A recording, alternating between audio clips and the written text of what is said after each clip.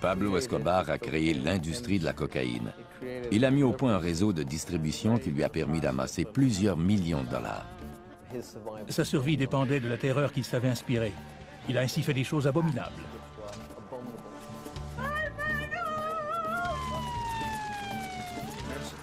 Il a déclaré la guerre à la Colombie, en quelque sorte.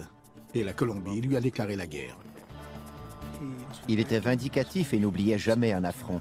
Lorsque quelqu'un s'opposait à lui, il lui rendait l'appareil et se montrait impitoyable. C'est le criminel le plus brutal et le plus insensible que le monde ait jamais connu.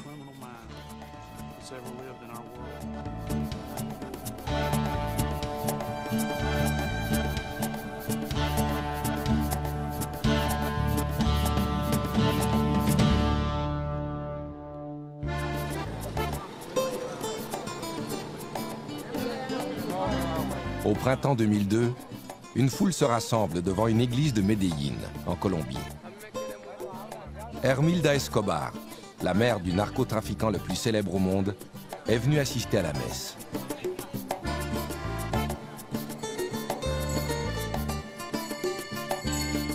Es una costumbre desde él murió. El 2 de cada mes se le manda a celebrar su misa aquí con la asistencia de todas las maestras jubiladas. Hermilda Escobar croit ainsi rendre un hommage mérité à son fils Pablo, qui est toujours considéré comme un héros à Medellín.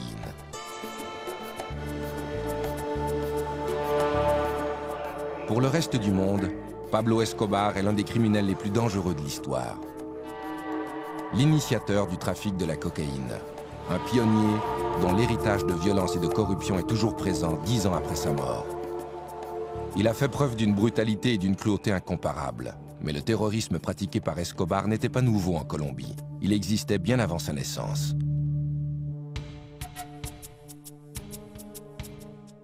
Vers la fin des années 1940, la Colombie est déchirée par une guerre civile opposant le Parti conservateur au pouvoir et les libéraux. Cette violence donne naissance à un groupe de hors-la-loi connu sous le nom de banditos. Ces gens n'ont de loyauté qu'envers eux-mêmes. Ils viennent des régions rurales et pauvres, et ils terrorisent les citoyens des classes aisées. Le peuple les considère comme des héros. La population de la Colombie, peut-être parce qu'elle était opprimée par le gouvernement ou harcelée par les révolutionnaires et les groupes paramilitaires, éprouvait de la sympathie pour les banditos.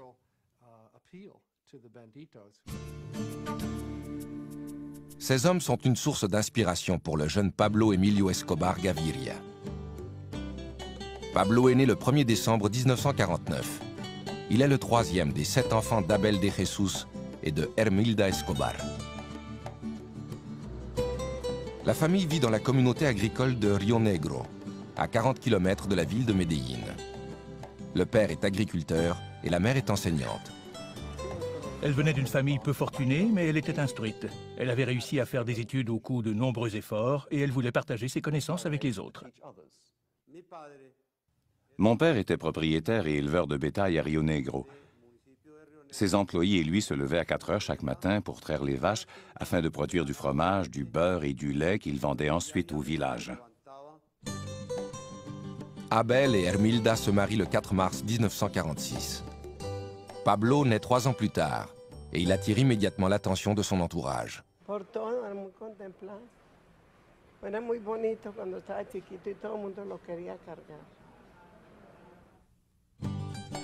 Lorsque Pablo entre à l'école, sa mère est devenue la principale source de revenus de la famille. Et c'est elle qui dirige la maisonnée. Elle enseigne à ses enfants la valeur de l'éducation et la charité. Elle était une bonne mère, une mère traditionnelle. Pablo, ainsi que ses frères et sœurs, étaient beaucoup plus attachés à elle qu'à leur père Abel. Nos parents nous ont tous deux donné de précieux enseignements. Ils nous ont appris à travailler très fort et surtout, ils nous ont appris à tenir parole. Escobar se plaisait souvent à dire qu'il avait vécu son enfance dans la pauvreté, mais c'était faux. Il appartenait à la classe moyenne et sa famille survivait sans difficulté. Les Escobar se déplacent d'un village à l'autre, là où la mère de Pablo peut trouver du travail comme enseignante. Quel que soit l'endroit où vit la famille, elle n'est jamais à l'abri de la violence qui sévit dans le pays. Nous avons beaucoup souffert, car ma mère enseignait dans une école subventionnée par le Parti conservateur. Un jour, des rebelles du Parti libéral sont venus. Ils ont incendié l'école et ils ont tenté de nous tuer, ma mère et nous. Mais l'armée est venue et nous a sauvés. Pablo a grandi à une époque où la violence était omniprésente en Colombie. Sa mère suppliait le ciel de l'épargner et promettait de construire une chapelle à la Sainte Vierge s'il avait la vie sauve.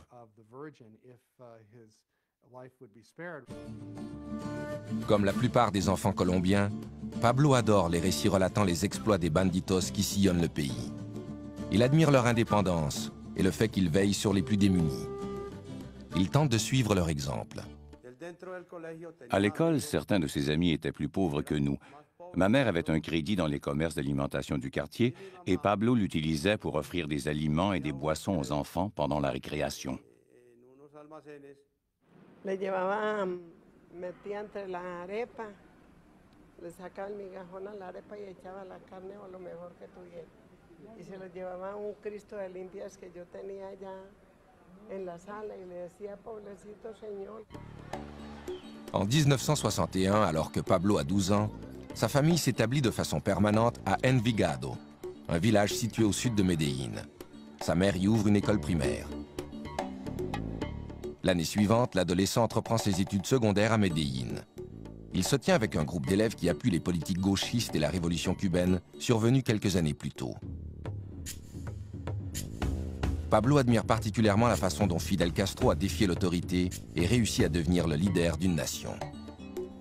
L'adolescent ne tarde pas à contester l'autorité de ses professeurs. Il est suspendu pour avoir volé les réponses d'un examen et les avoir partagées avec des camarades. Il commence à fumer de la marijuana et à sécher ses cours. En 1966, le rebelle de 16 ans a abandonné ses études. Pendant un certain temps, il se contente de dormir toute la journée et de fumer de la marijuana jusqu'à l'aube. Il rêve de devenir millionnaire, mais n'éprouve aucun intérêt pour les emplois traditionnels. Il s'est retrouvé devant un dilemme. S'il voulait réussir, il devait changer de vie et entreprendre des études collégiales ou alors se joindre à un groupe de criminels. L'adolescent passe de plus en plus de temps dans les rues malfamées de Medellín.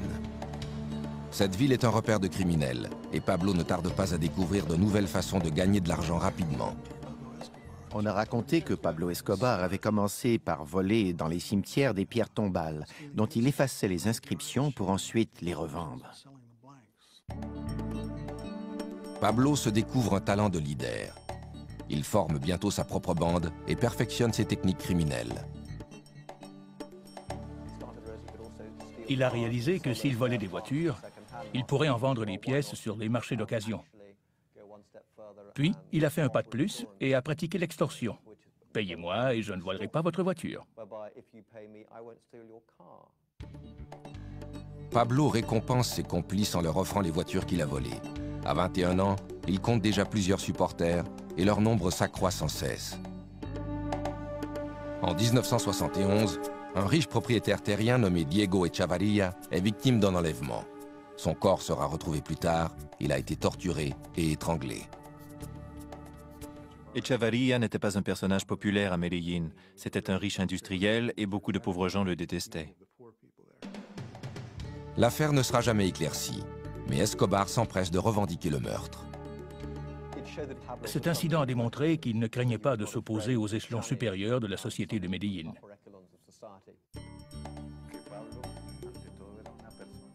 Pablo était un être très charismatique. Il avait beaucoup d'assurance et il était extrêmement convaincant. Il avait un ego démesuré. La mort d'Echavarria réjouit les pauvres de Medellín. Il commence à surnommer Escobar El Doctor. C'est une marque de respect. Pendant que la réputation d'Escobar s'étend en Colombie, un changement social important se produit aux États-Unis. Au cours des années 60, la marijuana a été très populaire chez les jeunes Américains. Mais la génération du moi des années 70 recherche une drogue plus dure et plus stimulante. La cocaïne devient rapidement la drogue de l'heure en Amérique. Elle permettra bientôt à Pablo Escobar d'édifier son empire criminel.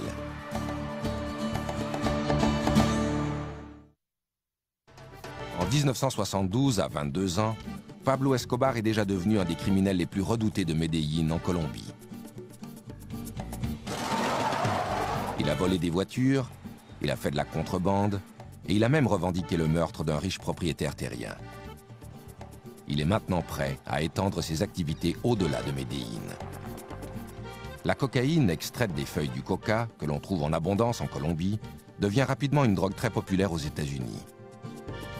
Escobar voit dans ce phénomène une occasion de s'enrichir.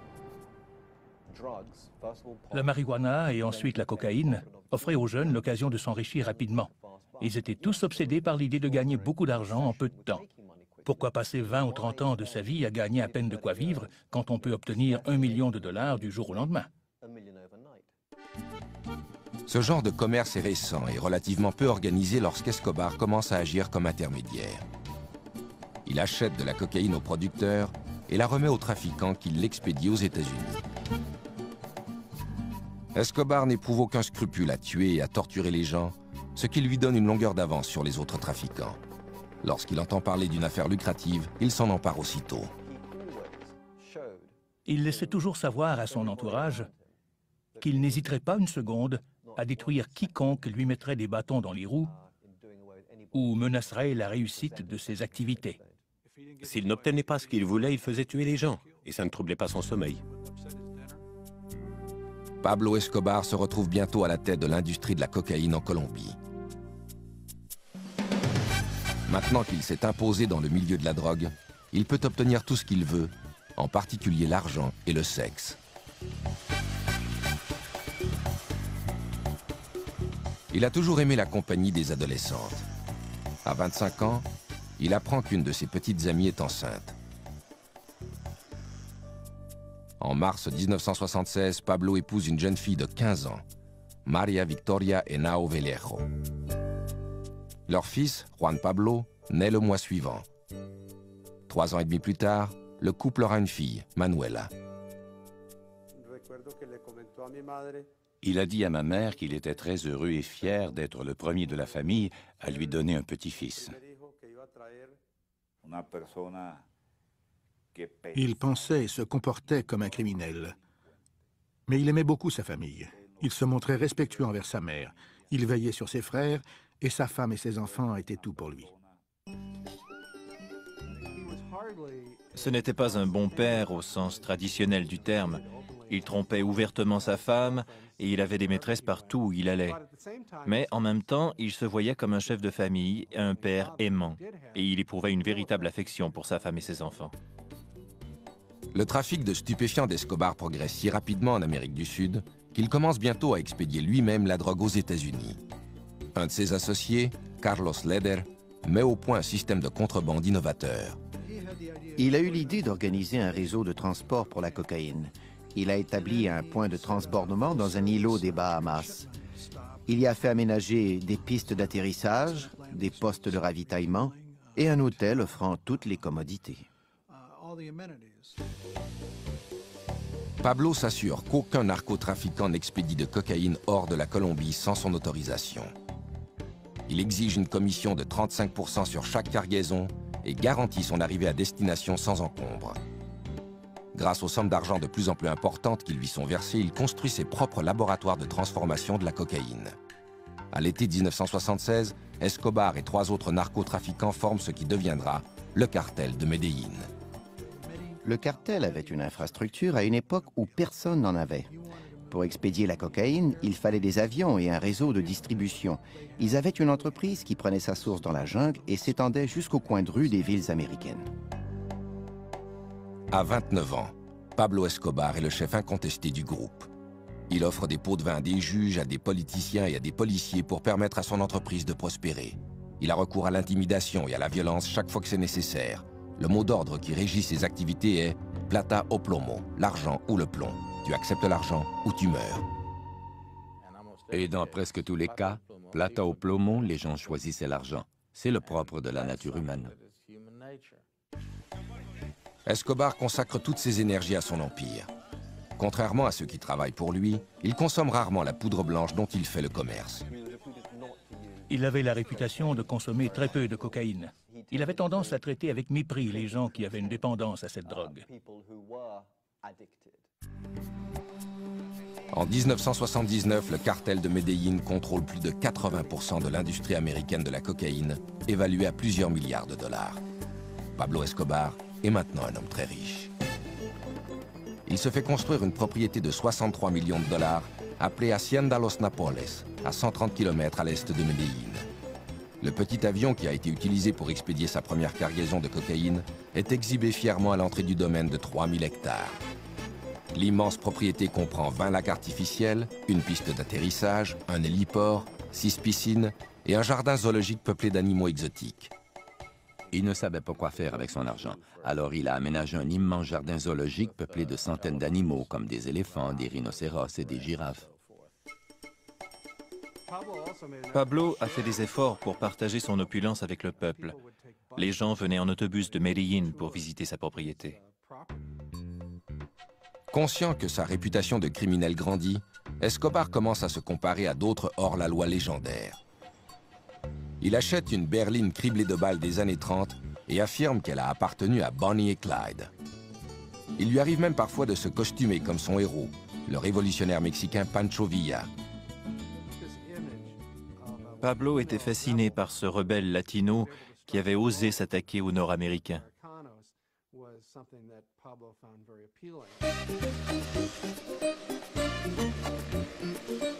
Derrière les portes closes de son domaine exotique, le baron de la drogue organise des fêtes extravagantes où il satisfait son penchant pour les jeunes filles d'âge mineur. Escobar et ses supporters ramassaient des écolières dans les rues d'Envigado après la classe et il les invitait à les accompagner. Si par la suite ces jeunes filles faisaient des problèmes parce qu'elles se plaignaient à la police ou à leurs parents, ou qu'elles risquaient d'en avoir trop vu, elles étaient éliminées sans aucun scrupule.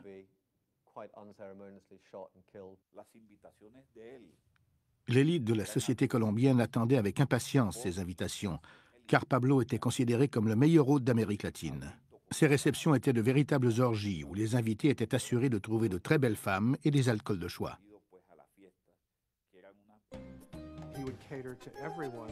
Il offrait de quoi satisfaire tous les goûts, légitimes ou non. De la drogue et aussi de très jeunes filles. Il y avait des concours sexuels très bizarres, ainsi que des jeux érotiques. Parfois, Escobar ordonne aux jeunes filles de se dévêtir et de grimper à un arbre pendant que les invités contemplent le spectacle. Il organise aussi des concours.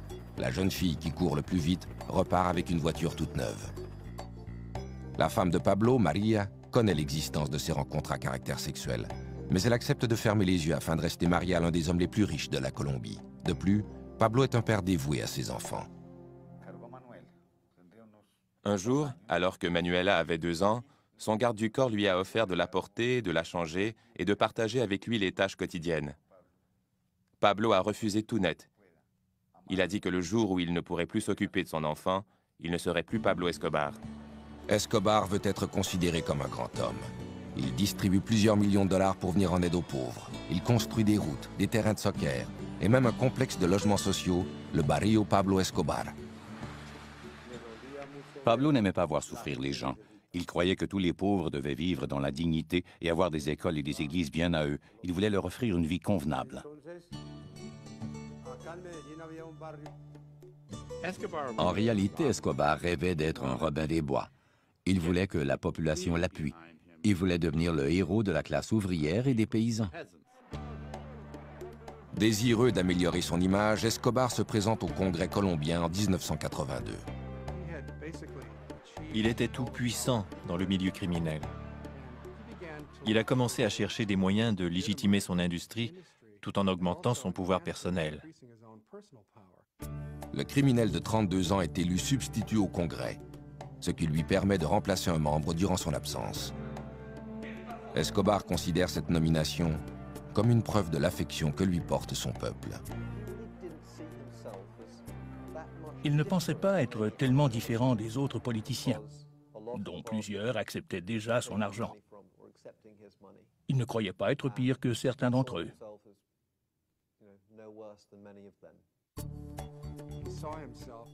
Il se considérait comme un grand homme, et son argent lui permettait de réaliser ses désirs les plus extravagants.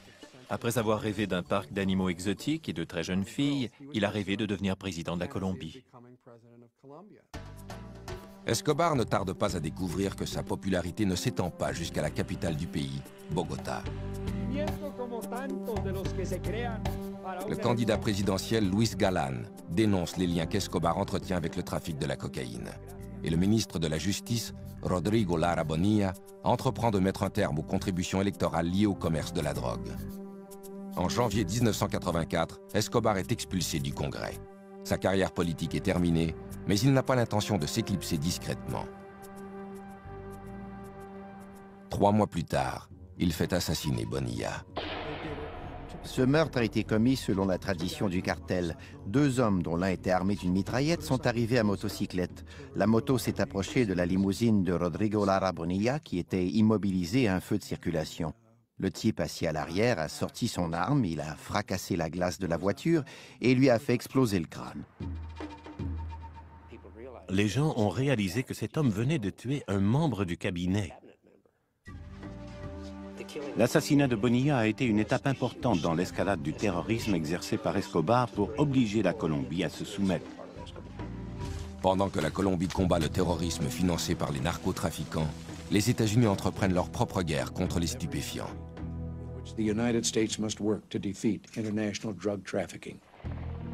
Escobar devra bientôt affronter une nouvelle menace, à laquelle il réagira par une série d'attentats brutaux. Vers le milieu des années 80, l'empire de la cocaïne de Pablo Escobar tient la nation colombienne à sa merci. 4000 km plus au nord, le président des États-Unis a déclaré la guerre aux stupéfiants. Il en a fait un mandat prioritaire de son administration. Les États-Unis exerçaient de plus en plus de pression sur la police, l'armée, le gouvernement et le système judiciaire colombien afin de mettre fin au trafic des stupéfiants.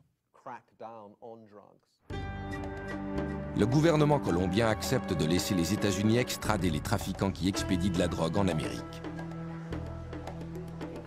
Lorsqu'ils étaient arrêtés et condamnés en Colombie, ils étaient rapidement libérés. De toute façon, ils pouvaient continuer à diriger leur commerce de narcotiques pendant qu'ils étaient en prison.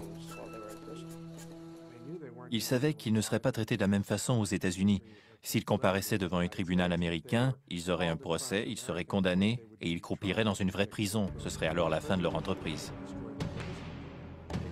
Ils avaient l'habitude de dire « Je préfère une tombe en Colombie qu'une cellule aux États-Unis ». En novembre 1985, Escobar et d'autres trafiquants de drogue décident d'unir leurs efforts et de montrer au gouvernement qu'ils n'ont pas l'intention de se laisser intimider. Escobar fait appel à un groupe de guérilleros de gauche pour lancer un assaut contre le palais de justice qui abrite la Cour suprême de la Colombie. Les guérilleros armés de mitraillettes, de roquettes et de grenades font irruption dans l'édifice et attaquent les juges de la Cour suprême. L'armée colombienne riposte avec des chars et des troupes d'assaut.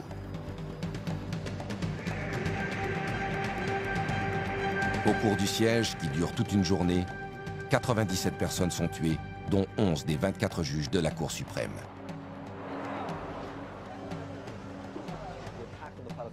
L'assaut livré contre le palais de justice a été un autre moment décisif dans l'histoire de la Colombie. Il a eu un impact à long terme, car il a terrorisé le système judiciaire. Il l'a privé de plusieurs magistrats qui étaient de bons hommes, courageux et dotés d'un sens moral. Les guérilleros détruisent en outre les documents d'extradition. Ils ont réussi à convaincre la population colombienne que ces actes de terrorisme étaient attribuables à l'extradition. L'année suivante, la Cour suprême de la Colombie annule le traité autorisant l'extradition. Mais quelques jours plus tard, le traité est rétabli par le nouveau président de la Colombie, Virgilio Barco. Pablo Escobar craint à nouveau d'être déporté aux États-Unis. Il se fait construire des refuges un peu partout en Colombie. Il parvient à devancer les représentants de la loi grâce aux informations que lui fournissent les hauts fonctionnaires qu'il soudoie et les paysans qui lui restent fidèles.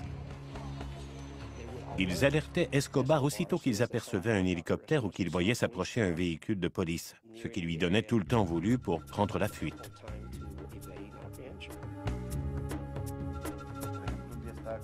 Je me souviens qu'à un moment donné, il y avait 2 hélicoptères qui survolaient l'édifice pour tenter de le repérer. N'importe qui d'autre aurait fui en toute hâte, mais Pablo a pris le temps de se peigner et de se raser.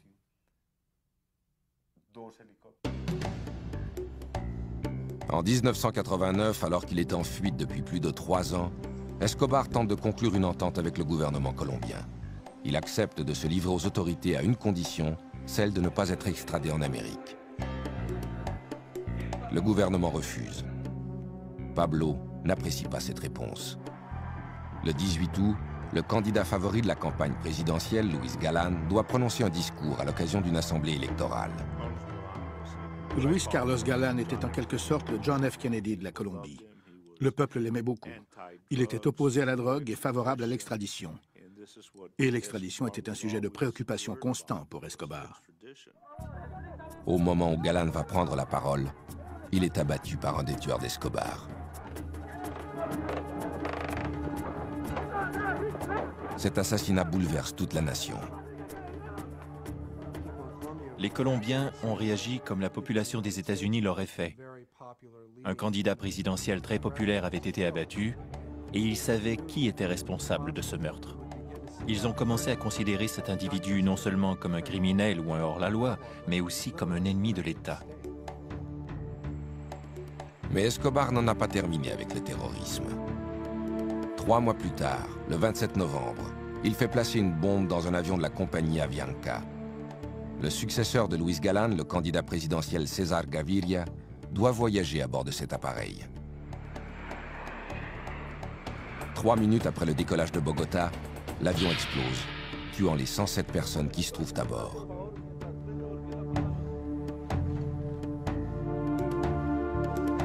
Gaviria, comme on le découvrira plus tard, n'était pas dans cet appareil. Cet attentat s'ajoutait à plusieurs autres et il n'y avait aucune explication. Dans la plupart des cas, il ne disait pas « c'est nous qui l'avons fait », il le faisait tout simplement.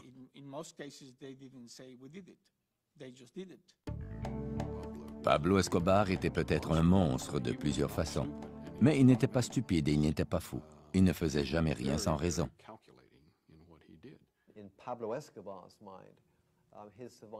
Pablo Escobar croyait qu'il devait faire régner la terreur pour assurer sa survie. Cela l'amenait à faire des choses effroyables.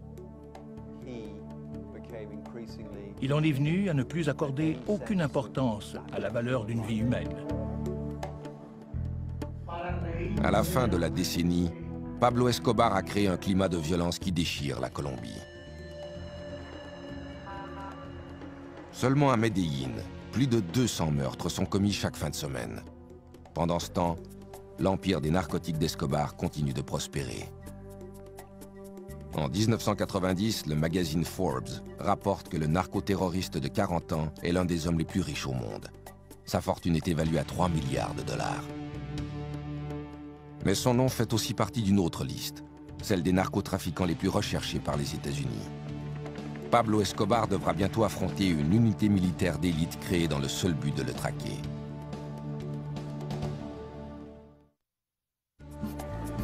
En 1990, le narcotrafiquant milliardaire Pablo Escobar est devenu l'homme le plus redouté de la Colombie et le criminel le plus célèbre au monde. Pour tenter de mettre un terme à ses activités, le gouvernement colombien forme une équipe d'intervention spéciale connue sous le nom de Bloc de recherche. Cette équipe se voit confier la mission de capturer Escobar. Elle était organisée par le gouvernement colombien et regroupait les meilleurs policiers des groupes d'élite, des représentants de l'armée et des services secrets, ainsi que des enquêteurs du ministère public. Le bloc de recherche bénéficie également d'un appui de taille, une équipe d'experts en surveillance venue des États-Unis. Ils survolaient la région dans des petits appareils qui ressemblaient à des avions privés Beechcraft, mais qui étaient en réalité des avions espions de 50 millions de dollars. Des antennes et des dispositifs d'écoute leur permettaient de détecter toutes les communications électroniques échangées dans la région.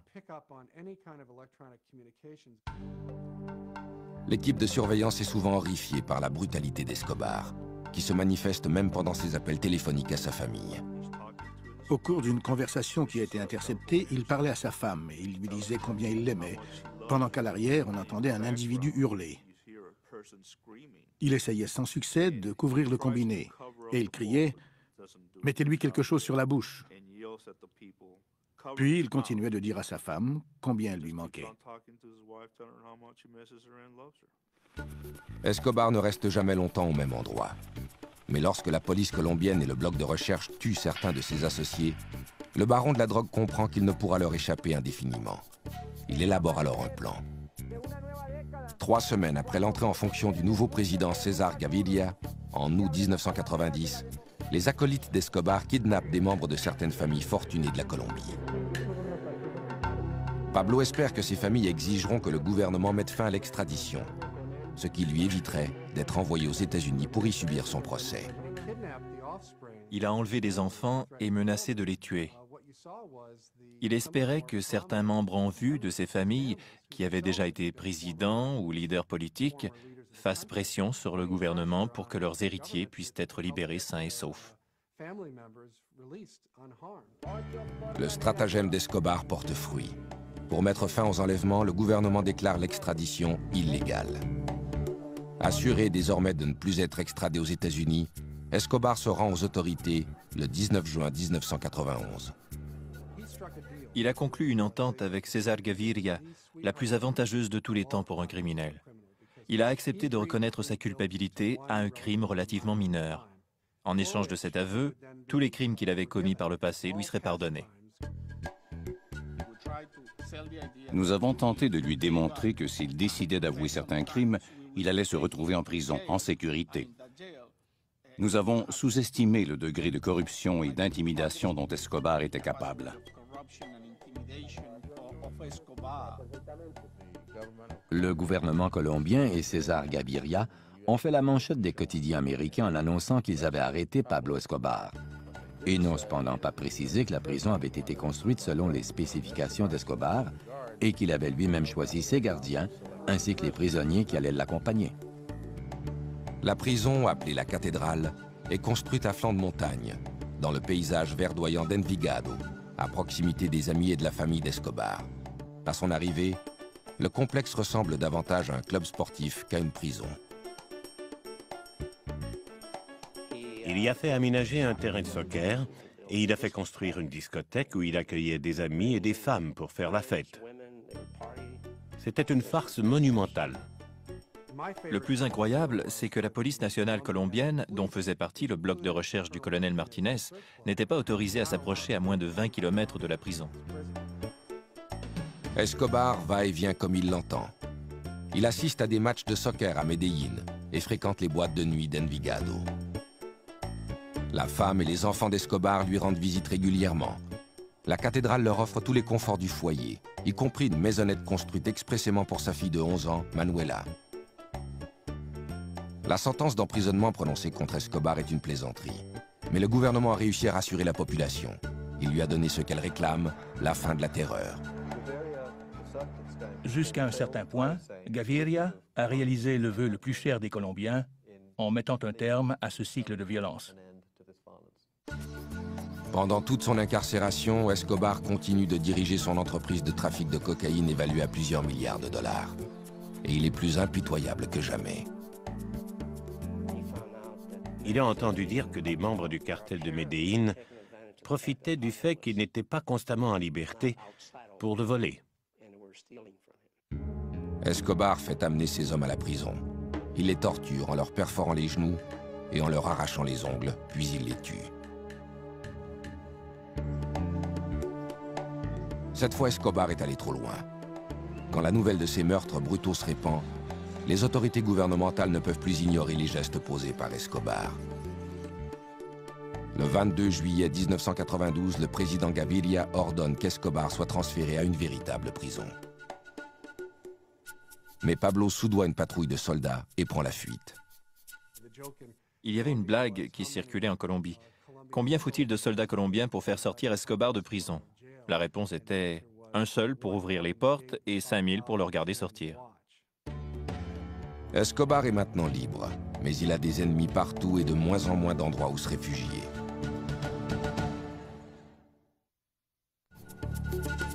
En juillet 1992, Pablo Escobar, âgé de 42 ans, est en cavale après s'être évadé de la prison La Cathédrale. Les gouvernements américains et colombiens sont décidés à traduire en justice le caïd de la drogue. Après son évasion, tout a commencé à s'écrouler. À la cathédrale, il avait effectivement bénéficié de la protection du gouvernement. Et soudain, la meute était de nouveau à ses trousses. Ses amis ont commencé à le laisser tomber. Il se croyait probablement plus puissant qu'il ne l'était en réalité. Il était encore très riche, mais il n'inspirait plus autant de crainte. Escobar tente fébrilement de négocier une nouvelle entente avec le gouvernement. César Gaviria, en collaboration avec le gouvernement des États-Unis, je crois, avait décidé de refuser désormais toute négociation avec Pablo Escobar. Il voulait le traquer et le tuer. Par le passé, Escobar a eu recours au terrorisme pour convaincre le gouvernement de satisfaire à ses exigences. Il décide d'utiliser à nouveau cette tactique. Le 30 janvier 1993, il dépose une bombe dans un véhicule garé près d'une librairie, dans une rue très fréquentée de Bogota. La bombe explose alors que le commerce est rempli d'enfants et de parents venus acheter du matériel scolaire. L'explosion fait 21 morts et plus de 70 blessés. Aucune des victimes n'était liée au commerce des stupéfiants. C'était une bombe sensible précise qu'il avait décidé de faire exploser pour livrer un message au gouvernement de la Colombie. Le gouvernement n'est pas le seul problème d'Escobar. Depuis son évasion de la prison, les citoyens colombiens ont décidé que si la police ne parvenait pas à l'arrêter, ils allaient le faire eux-mêmes. Ils forment un groupe de justiciers appelé Los Pepes, un acronyme pour « Le peuple persécuté par Pablo Escobar ». Los Pepes était reconnu comme une organisation regroupant des citoyens colombiens, des membres de familles dont les fils, les frères ou les maris avaient été tués par Escobar. Le groupe comptait aussi des mécontents du cartel d'Escobar et des membres de cartels rivaux. Los Pepes ne tarde pas à exercer des représailles. Dès le lendemain de l'attentat de la librairie, des bombes explosent devant une des résidences d'Escobar et une hacienda appartenant à sa mère est rasée par un incendie. Plutôt que de traquer Escobar lui-même, ils ont commencé à pourchasser tous ceux qui étaient associés à Escobar, professionnellement ou personnellement, et ils les ont tués.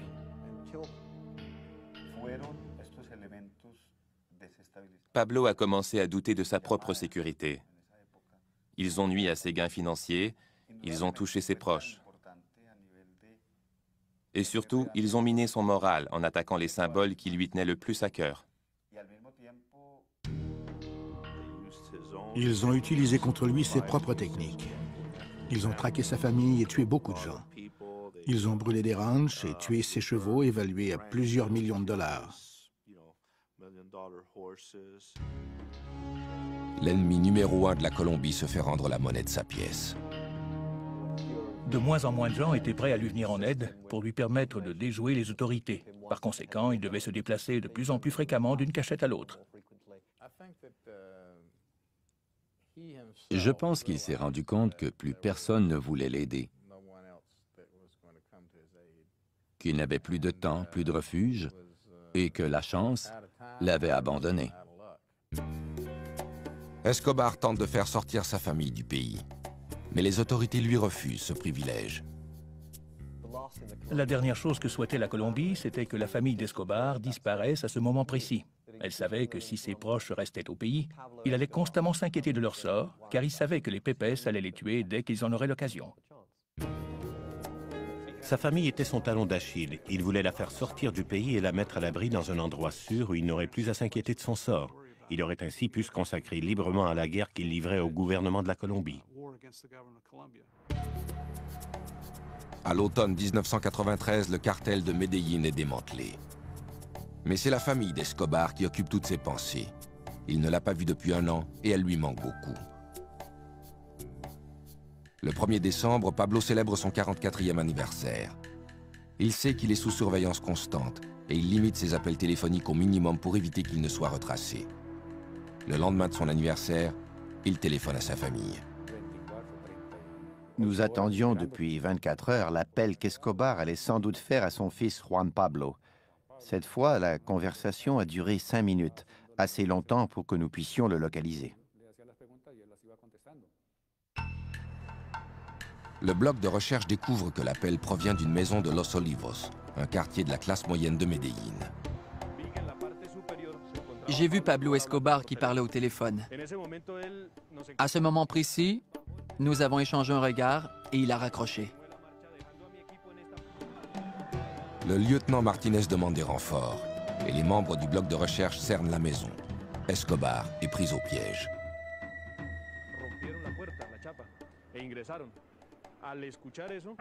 Ils ont enfoncé la porte et pénétré dans la maison. Le garde du corps de Pablo, El Limón, est alors apparu à la fenêtre là-haut et il est sorti en faisant feu sur les policiers. Il a été touché, il est tombé sur le sol. Escobar est sorti par la fenêtre avec une arme dans chaque main. Il tira à l'intérieur et à l'extérieur en hurlant des injures à la police. Il a retiré ses pantoufles et sauté sur le toit. Nos balles l'ont atteint alors qu'il tentait de se relever.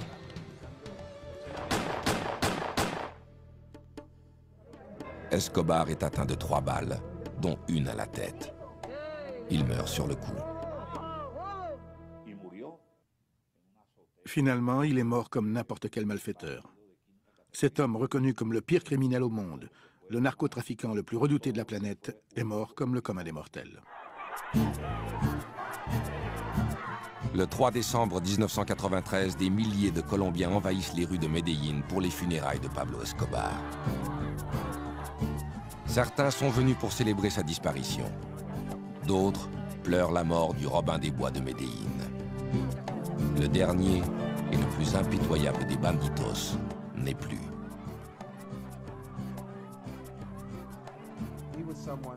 Le peuple colombien le craignait et n'éprouvait pas tellement de respect pour lui, mais en même temps, il était l'un des Colombiens les plus réputés et les plus prospères de tous les temps. Quand il a finalement été traqué et tué, je crois que la fierté nationale s'en est un peu ressentie. Demandez aux chauffeurs de taxi, allez dans les quartiers modestes et parlez-leur de l'image que Pablo a laissée à Medellín. Ils vous diront tous que c'est une excellente image, très positive. Je n'ai jamais connu de criminel aussi endurci depuis. C'est probablement l'homme le plus brutal et le plus impitoyable qui ait jamais existé.